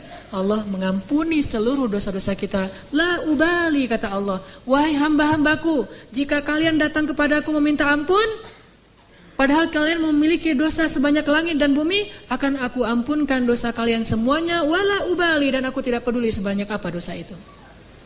Kalian datang kepadaku meminta ampun, walaupun kalian sekian puluh tahun berdosa kepadaku, aku ampuni. La ubali, aku tidak peduli berapa lama kalian berdosa kepadaku. Sejenak saja kalian bertobat, aku ampuni. Kurang apa coba? Dan bukan hanya menunggu. Ketika kita jauh dari Allah, kita nggak ingat sama Allah, kita kadang-kadang berkhianat kepada Allah, kita mengabaikan Allah Subhanahu Wa Taala. Sepanjang Allah menunggu, Allah juga terus membimbing kita. Kalau kita salah jalan, Allah kasih petunjuk. Dapat petunjuk nih, gimana petunjuknya? Gak sengaja tiba-tiba kita dapat nasihat dari orang soleh. Gak sengaja mendengar suatu ceramah yang kita banget. Ini penceramahnya kayak kenal saya nih. Kenapa bisa gitu? Allah yang buat demikian. Allah kasih kita jalan. Jadi ibaratnya ada orang yang sering kita sakitin, kita ledekin, kita hina, kita khianatin, kita sakitin. Tapi ketika kita salah jalan, dia bilang, enggak, kesini jalannya, yang itu yang benar tuh, yang benar, ini mas sesat, bahaya nih, kamu nanti bisa celaka. Masih nolongin kita kalau kita tersesat. Allah Subhanahu Wa Taala masih melindungi kita dari kecelakaan. Kalau bukan karena Allah sabar banget menunggu kita bertaubat, pasti Allah sudah melaknat dan membinasakan kita sejak awal kita berbuat dosa. Tidakkah Allah cukup buat kita? Nikmat yang kita rasakan siang dan malam padahal kita gak sholat. Coba, harusnya kalau gak sholat itu langsung dibinasain ya. Tapi kita gak sholat, Allah kasih nikmat. Jangan berpikir sekolah yang membuat kita sekarang itu bisa mengenal hak dan batil. Karena banyak orang yang sekolah tetapi tidak bisa membedakan hak dan batil. Jangan berpikir orang lain yang menyadarkan kita. Sesungguhnya Allah lah yang menyadarkan kita. Sehingga dengan cara Allah akhirnya kita berubah 100%. Dari dulunya gak bisa ngaji sama sekali, sekarang bisa belajar ngaji dan bahkan udah bisa ngaji. Yang dulunya sama sekali jangankan masuk ke masjid, ngelihat masjid juga kadang-kadang malas gitu, sekarang bisa jadi orang yang di shaf pertama masjid, bahkan jadi imam, jadi muazin. Rahmat dari siapa kalau bukan dari Allah Subhanahu Wa Taala? Nanti di akhirat dengan dosa kita yang banyak, tapi sekali kita mengatakan astagfirullahalazim, itu udah cukup untuk Allah punya alasan mengampuni semua dosa-dosa kita. Kita mencela Allah 1000 kali, lalu kita bilang astagfirullah sekali, 1000 kali itu Allah lupain. Udah gak apa-apa, aku ampunkan dosa hambaku. Saking senangnya Allah kepada kita yang bertobat, itu seperti kalau bahasa Nabi mah seperti seorang keluarga, satu keluarga yang menunggu kedatangan orang yang paling dia cintai yang pergi jauh dan lama tidak pulang. Begitu dia datang, mereka akan menyambutnya dengan sangat bahagia. Kalau kita berbuat keburukan, Allah kasih kita satu dosa supaya gampang diampunin. Tapi kalau kita berbuat kebaikan, Allah kasih kita 10 kali pahala supaya bisa menutupi dosa-dosa kita. Allah maha baik kepada hamba-hambanya. Rasulullah SAW setia banget sama kita. Maka cukuplah Allah dan Rasul yang paling kita cintai dalam hidup kita. Maka setelah itu kita tidak akan sengsara lagi. Teman-teman yang dirahmati Allah Subhanahu Wa Taala, ada seorang laki-laki yang buta, lumpuh, tua, sendiri sebatang kara, miskin, tinggal di sebuah gubuk. Lalu datanglah seorang sahabat Nabi, Abu Ubaidah bin Jarrah, melihat keadaannya, tetapi melihat dia tersenyum aja. Abu Ubaidah bertanya, ya Syekh, Anda ini buta, miskin, fakir malah, sendiri, tinggal di gubuk, gak ada yang ngerawat. Udah gitu lumpuh lagi, udah tua renta, lemah luar biasa. Tapi kenapa Anda terlihat wajahnya berseri-seri, bahagia, dan selalu mengatakan Alhamdulillah, Alhamdulillah, Alhamdulillah. Abu Ubaidah bertanya, kenapa engkau sangat bersyukur? Apa nikmat yang engkau dapatkan? Kata Syekh ini, saya merasa orang paling beruntung di muka bumi. Lah, kayak gini keadaannya tapi ngerasa paling beruntung di muka bumi. Kenapa engkau merasa paling beruntung di muka bumi? Ya, Allah memberikan kepada saya 2 nikmat yang tidak diberikan kecuali kepada orang yang sedikit sekali. Nikmat yang sangat berharga. Nikmat apa itu, hai Syekh? Lisanan dzakira wa qalban syakira. Allah berikan kepada saya 2 nikmat, yaitu lisan yang senantiasa bisa terus berzikir dan hati yang selalu bisa bersyukur. Dan saya merasa sangat bahagia dengan 2 nikmat itu. Lisan yang terus berzikir, hati yang terus bersyukur. Dan itu sudah cukup buat saya. Artinya apa? Orang kalau sudah menjadikan Allah segalanya dalam hidupnya, bisa menyebut nama Allah aja, bisa mensyukuri nikmat Allah yang walaupun kalau dilihat orang lain tidak ada nikmatnya, kecuali yaitu lisan yang bisa berzikir, itu udah membahagiakan. Gimana dengan kita yang bukan orang tua, bukan orang miskin, bukan orang fakir, bukan sebatang kara, bukan orang buta. Kenapa kita tidak bisa bahagia seperti dia? Karena kita tidak menjadikan Allah segalanya dan cukup di dalam hati kita. Karena Allah tidak segalanya dan cukup dalam hati kita. Padahal kalau kita libatkan Allah dalam hidup kita, Allah akan selesaikan semua urusan kita. Masih ingat kisah 2 orang yang saling berhutang tapi pakai nama Allah? Kita mah kalau berhutang pakai apa? Notaris ya, juru tulis, pakai admin, pakai saksinya manusia. Ini enggak, Allah yang dilibatin. Jadi ada 2 orang, dua-duanya soleh, saling berhutang. Si A berhutang ke si B, kata si A, "Akhi, boleh saya berhutang, saya butuh uang." "Oh boleh. Dikasih duit berapa? 100 dinar, dikasih 100 dinar. Setelah dikasih 100 dinar, yang punya uang bilang, "Ini nanti saksinya siapa nih? Kita cuma berdua." Kata orang yang berhutang, "Boleh enggak kalau saksinya Allah?" Kata yang memberi hutang, "Oh kalau Allah boleh. Allah tuh sebaik-baik saksi." "Ya saya setuju, ya udah saya serahin nih duitnya." Allah sebaik-baik saksi. Udah gitu kepikiran lagi, nanti bayarnya kapan? Beri saya waktu 1 tahun. Kalau kamu nanti 1 tahun gak sanggup bayar, gimana jaminannya? Siapa yang menjamin? Kata orang itu, "Boleh gak? Saya emang gak punya jaminan apa-apa. Kalau Allah aja yang jamin, boleh gak?" Kata dia, "Allah? Ya. Wah, Allah sebaik-baik penjamin. Boleh banget. Bang, kalau Allah yang menjadi penjamin, udah gak khawatir dah." Ya udah, sah gitu. Udah ambil duitnya 100 dinar. Pulang dia, ternyata beda pulau. Selang beberapa lama setelah jatuh tempo, dia udah ngumpulin uang 100 dinar, mau dia balikin, dia mau nyebrang nih. Ternyata dengan seizin Allah, takdir Allah terjadi badai, sehingga tidak ada perahu yang berani menyeberang.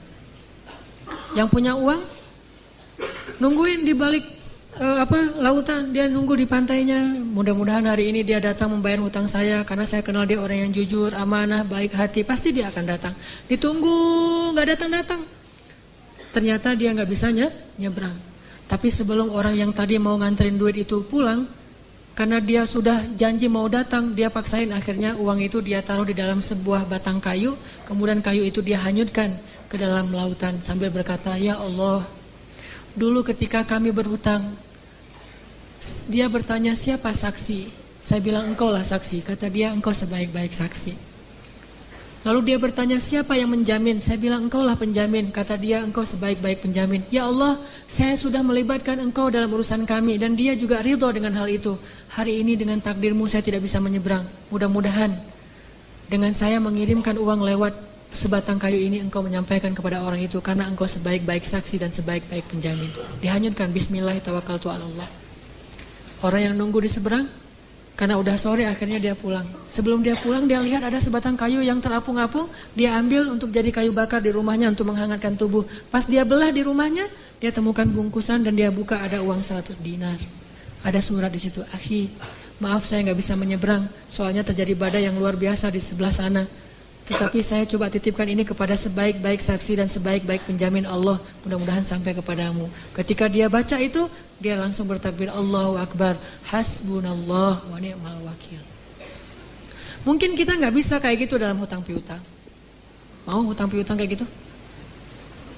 Kita datang ke salah satu finance, "Pak, saya mau kredit motor."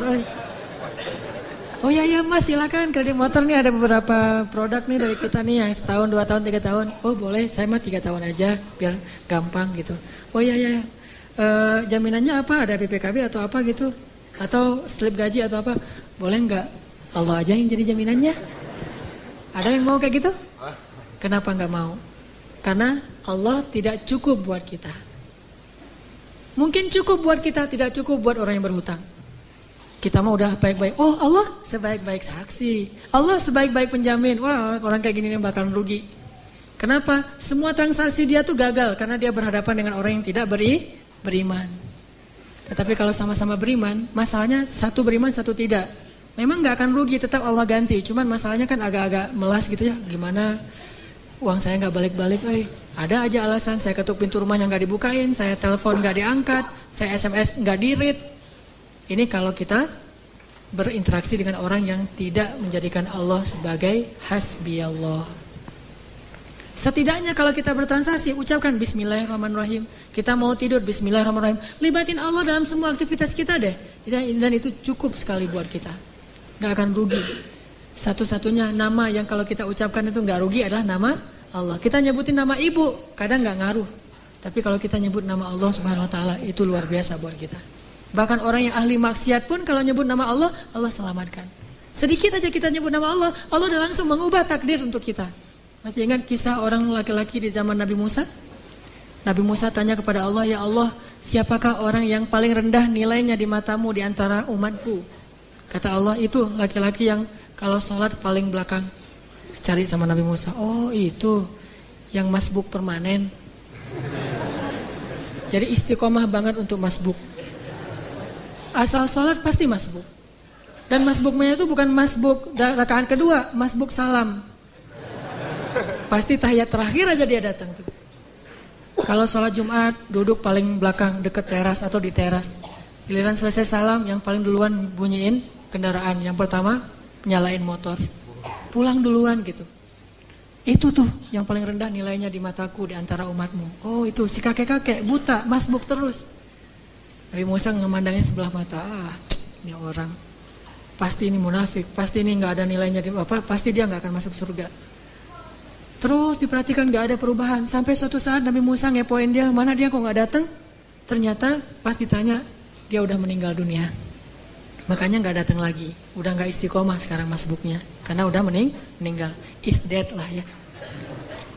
Nabi Musa tanya ke Allah, ya Allah, gimana keadaan orang itu di akhirat? Apakah dia masuk surga atau neraka? Kata Allah, ya Musa, dia itu udah masuk surga. Nabi Musa kaget, hah? Gimana ceritanya ya Allah dia masuk surga? Bukannya dia gak punya amal sama sekali, sholatnya juga males-malesan, datang ke masjid selalu telat? Kata Allah, ya Musa, tahukah kamu? Suatu hari sebelum dia meninggal, hari terakhir dia sholat dan masbuk, tetap masbuk. Hari terakhir dia sholat, masbuk. Pas dia pulang, dia dibantu oleh seorang pembantu yang bawa dia pulang.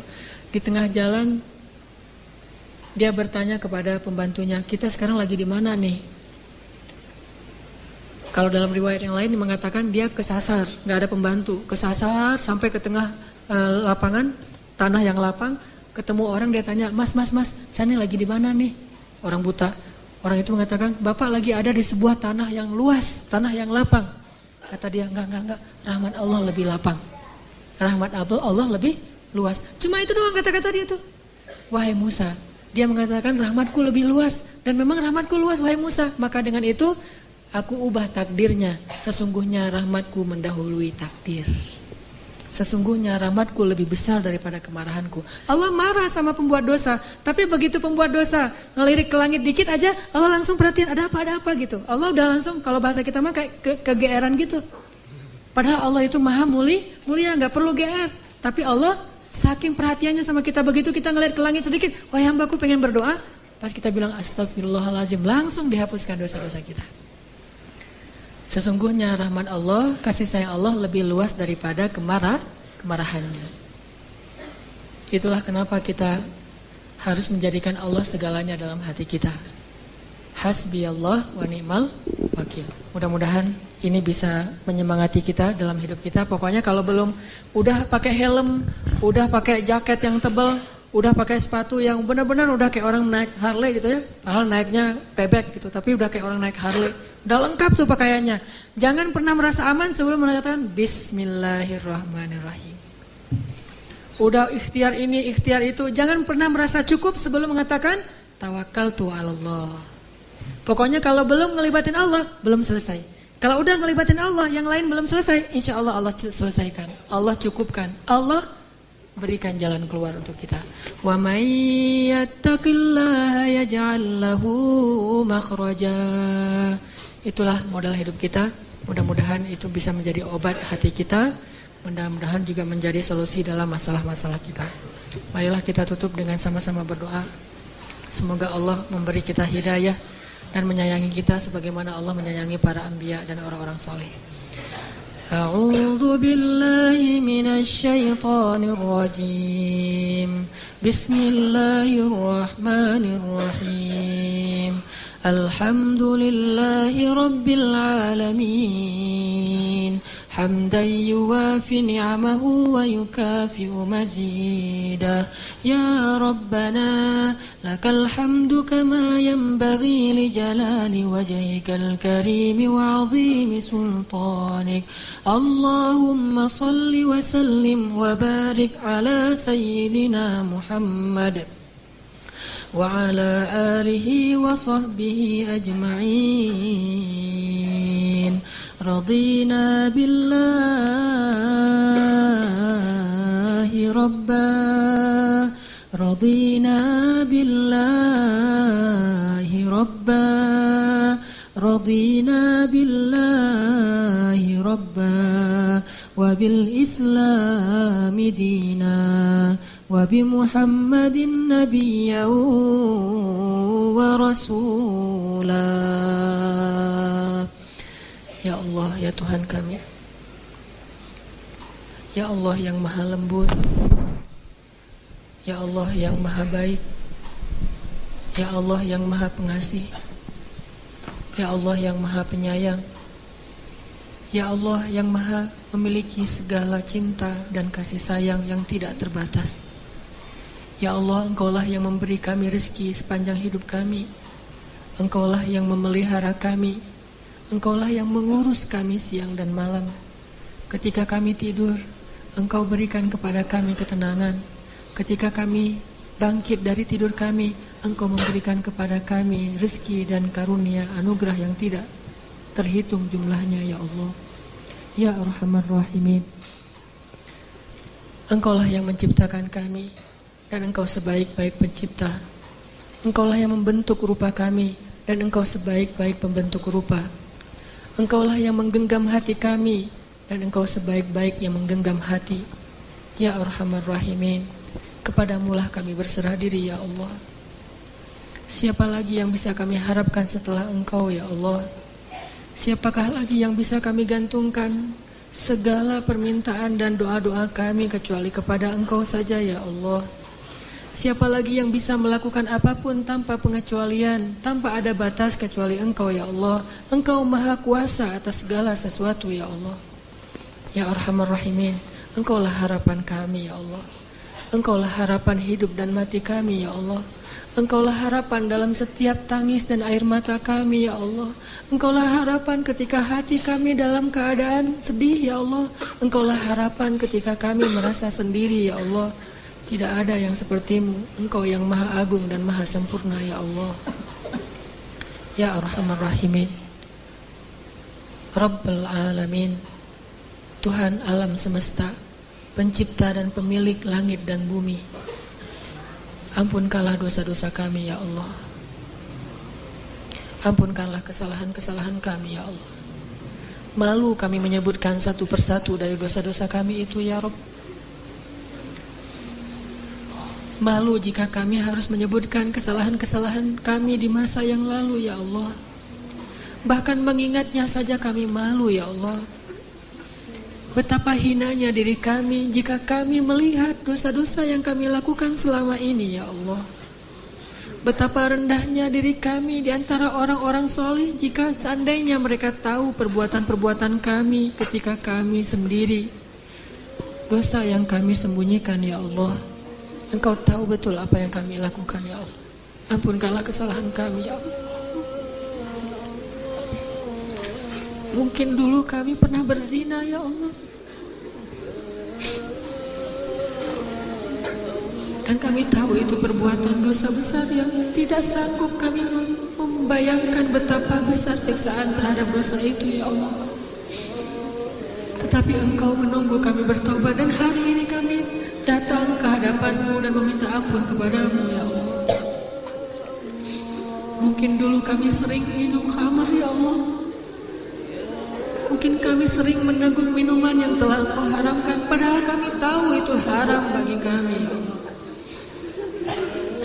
Dan yang lebih pasti lagi, kami sering meninggalkan sholat, ya Allah. Kami tidur di waktu subuh. Kami baru bangun ketika matahari sudah panas. Dan kami tidak merasa berdosa akan kesalahan-kesalahan itu, ya Allah. Kami mendengar nama-Mu dikumandangkan di dalam azan-azan di menara-menara masjid.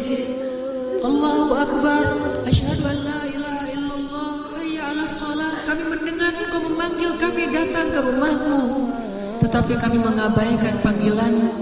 Kami meneruskan pekerjaan, kami meneruskan permainan, kami meneruskan aktivitas dan perbuatan-perbuatan sia-sia kami. Kami mengabaikan panggilan-Mu, ya Allah. Tetapi ketika kami punya masalah, kami berharap Engkau mendengar permintaan kami, ya Allah. Ketika Engkau memanggil kami, kami menutup telinga kami. Tetapi ketika kami memanggil Engkau, kami ingin Engkau segera mengabulkan doa-doa kami. Betapa egoisnya hamba-Mu ini, ya Allah. Ampunkanlah dosa-dosa kami, ya Allah. Sungguh rugi kami menjadi hamba jika Engkau tidak mengampuni dosa-dosa kami, ya Allah.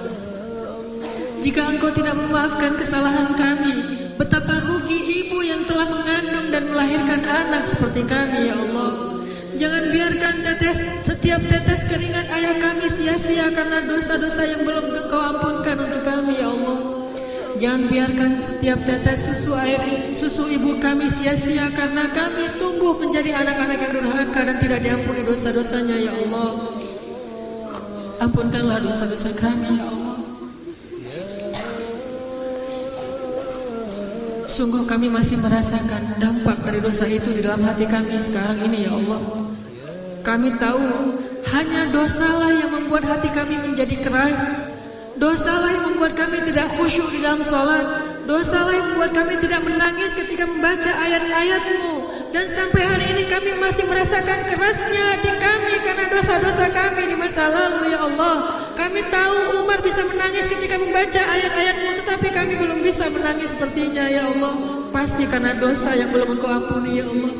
Kenapa, ya Allah? Apakah kami masih banyak kesalahan dalam beramal sehingga tidak layak diampuni? Maafkanlah amal-amal kami yang kurang itu, ya Allah. Banyak orang yang bisa sholat malam dan khusyuk di dalam sholatnya. Tidak mungkin kami tidak mampu bangun malam hari padahal kami sehat, kecuali dihalangi oleh dosa-dosa kami sendiri, ya Allah. Ampunkanlah dosa-dosa kami, ya Allah. Kami sadar sampai hari ini masih banyak dosa, dan buktinya kami belum bisa maksimal dalam mengingat-Mu, ya Allah. Hati kami belum wajilat ketika mendengar nama-Mu, ya Allah. Pasti itu penyebabnya adalah dosa, ya Allah. Kami sadar dan yakin masih banyak dosa karena hati kami masih senantiasa dalam keadaan sedih, khawatir, dan tidak pernah bisa bersyukur, ya Allah. Kami sering mengeluh, kami merasa tidak bahagia, kami merasa selalu ada kurang dalam hidup kami. Kenapa? Karena kami banyak dosa, ya Allah. Yang menjadikan hati seseorang tidak bahagia hanyalah dosa, dan kami masih merasakan itu, ya Allah. Pasti masih ada dosa yang belum Engkau ampuni. Apakah karena ada orang yang masih sakit hati kepada kami, ya Allah? Ajarkan kami bagaimana meminta maaf kepada orang itu, ya Allah. Ampunkan dosa-dosa kami, ya Allah. Ya Arhamar Rahimin. Sebagai seorang suami, pasti kami sering membuat istri kami menangis karena kezaliman kami, ya Allah. Apa yang harus kami lakukan agar istri kami bahagia, ya Allah?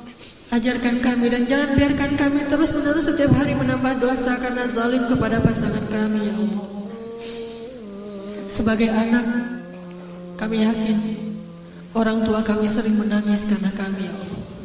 Kami yakin ibu kami diam-diam menangis di dalam sholatnya dan tidak berani menampakkan wajahnya ketika sedang menangis di hadapan kami karena dia takut kami akan marah kepada mereka, ya Allah. Betapa sering ibu kami ingin menasihati kami karena kami bersalah, tetapi dia takut kami membentaknya sehingga dia diam saja lalu dia menangis. Maafkanlah kesalahan kami, ya Allah. Sering kami membanding-bandingkan ibu kami dengan ibu orang yang lain. Sering kami menganggap ibu kami tidak berjasa dalam hidup kami sehingga kami tidak berbakti kepadanya. Bukankah 9 bulan susah payah mereka mengandung kami itu jasa yang tidak pernah bisa kami balas ya Allah? Betapa durhakanya kami mengatakan ibu kami tidak berjasa bagi kami, padahal 9 bulan dia mengandung kami dalam kepayahan. Setiap malam dia menjerit, setiap malam dia mengadu kepadamu betapa sulitnya mengandung. Bukankah itu jasa yang tidak pernah bisa kami balas ya Allah? Tetapi kami senantiasa mengatakan kami tidak perlu berbakti karena ibu kami tidak pernah berbuat baik kepada kami. Kadang kami tidak mau mendengar nasihat ayah kami karena merasa ayah kami tidak mendidik kami dengan baik.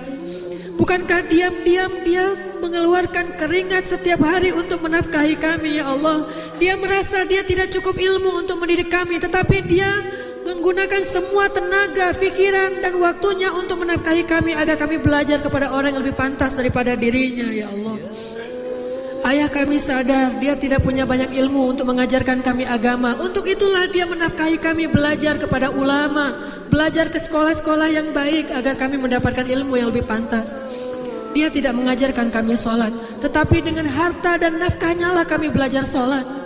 Dia tidak mengajarkan kami tentang agama, tetapi dengan nafkahnya lah kami belajar agama ya Allah. Maafkanlah dosa-dosa kami kepada orang tua kami. Kami lupa ya Allah. Kami lupa kebaikan orang lain kepada kami. Kami hanya selalu mengingat kebaikan kami kepada orang lain. Kami lupa kebaikan pasangan kami kepada kami. Kami hanya ingat sedikit pengorbanan kami kepada mereka, sehingga kadang kami merasa lebih baik daripada mereka ya Allah. Ya Arhamar Rahimin, kami rindu kepada Rasulullah Sallallahu Alaihi Wasallam. Sampaikanlah salam rindu kami kepada Nabi Muhammad ya Allah. Kami tidak pernah melihat Rasulullah selama kami hidup di dunia ya Allah. Dan jangan sampai kami juga tidak bisa bertemu dan melihat Rasulullah nanti di akhirat ya Allah. Para sahabat Nabi-Mu, mereka pernah bertemu dengan Rasulullah, duduk di sebelah Rasulullah, memeluk Rasulullah di dunia. Dan mereka juga akan dijanjikan bertemu lagi dengan beliau di akhirat. Sedangkan kami ya Allah, bahkan di dunia pun kami tidak pernah melihat beliau. Ketika kami datang ke kota beliau di Madinah, bahkan kami tidak bisa melihat kuburan beliau secara langsung ya Allah, kecuali dari balik pagar ya Allah. Kami tidak pernah melihat Rasulullah di dunia. Izinkanlah kami untuk menatap wajah beliau yang indah nanti di akhirat ya Allah. Kami ingin mengadukan perihal kami kepada beliau. Kami ingin minta maaf kepada beliau karena kami belum setia mengikuti sunnah-sunnah beliau ya Allah. Ya Arhamar Rahimin, jadikanlah kami tetangga Rasulmu nanti di dalam surga Firdaus. Ya Allah, anugerahkanlah kepada kami keluarga yang menjadi penyejuk hati kami ya Allah. Tidak ada yang lebih berharga setelah Engkau dan Rasulmu bagi kami kecuali keluarga yang sakinah, mawaddah, warahmah ya Allah. Bukan harta yang membahagiakan kami ya Allah. Bukan bisa berjalan ke seluruh negeri yang bisa membuat kami bahagia ya Allah. Tetapi melihat senyum pasangan kami, melihat senyum anak-anak kami, itulah yang paling berharga dalam hidup kami ya Allah. Anugerahkan kepada kami keluarga seperti itu. Keluarga yang senantiasa kami bisa melihat merekahnya senyum di wajah mereka ya Allah. Anak-anak yang senantiasa menegakkan sholat ya Allah. Istri dan suami yang senantiasa saling tolong menolong dalam kebaikan dan ketaatan ya Allah. Ya Arhamar Rahimin, anugerahkanlah kepada pemuda-pemuda Islam jodoh yang soleh soleha ya Allah. Anugerahkanlah kepada pemuda-pemuda Islam istri-istri yang soleha. Kepada pemudi-pemudi Islam, suami-suami yang menjadi imam yang baik untuk mereka ya Allah. Allahumma unsuril Islam wal muslimin. Ya Allah, hari ini pasti banyak masih di antara kaum muslimin yang menangis karena kelaparan di negeri-negeri yang terjajah itu ya Allah. Palestina, Gaza, Suriah, Irak, Yaman, Rohingya, Nigeria, Kongo, Afrika. Di seluruh dunia banyak kaum muslimin yang tertindas ya Allah. Banyak perempuan-perempuan yang dihina ya Allah. Banyak orang tua yang diinjak-injak ya Allah. Banyak kaum muslimin yang kehilangan harta, rumah mereka ya Allah, bahkan kehormatan mereka ya Allah. Ya Arhamar Rahimin, tolonglah kaum muslimin di seluruh dunia ya Allah. Ya Allah, kami cinta dengan Masjidil Aqsa. Demi Engkau ya Allah, demi Engkau yang menggenggam jiwa kami di dalam genggaman-Mu ya Allah. Kami bersumpah atas nama-Mu ya Allah. Kami cinta dengan Masjidil Aqsa ya Allah. Jadikanlah kami salah satu di antara pembebas Masjidil Aqsa. Ya Allah, kami meminta kepadamu ya Allah, di dalam rumah-Mu ya Allah, di dalam majelis yang Engkau cintai ini ya Allah, kuburkan jasad kami di dalam tanah Masjidil Aqsa ya Allah. Kuburkan jasad kami di dalam tanah yang Engkau berkahi di dalam Masjidil Aqsa ya Allah. Tumpahkanlah darah kami mengalir sebagai darah para syuhada ya Allah. Janganlah Engkau matikan kami di atas tempat tidur kami yang empuk ya Allah. Matikanlah kami di tangan musuh-musuh-Mu ya Allah. Matikanlah kami di tangan orang-orang yang kufur kepadamu ya Allah. Setelah kami berjuang dan Engkau ridho kepada kami ya Allah. Rabbana zalamna anfusana wa illam taghfir lana wa tarhamna lanakunanna minal khasirin.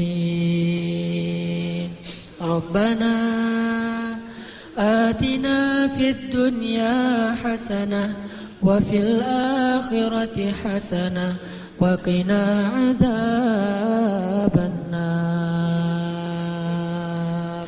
Ya Allah, kami berlindung kepadamu dari su'ul khatimah.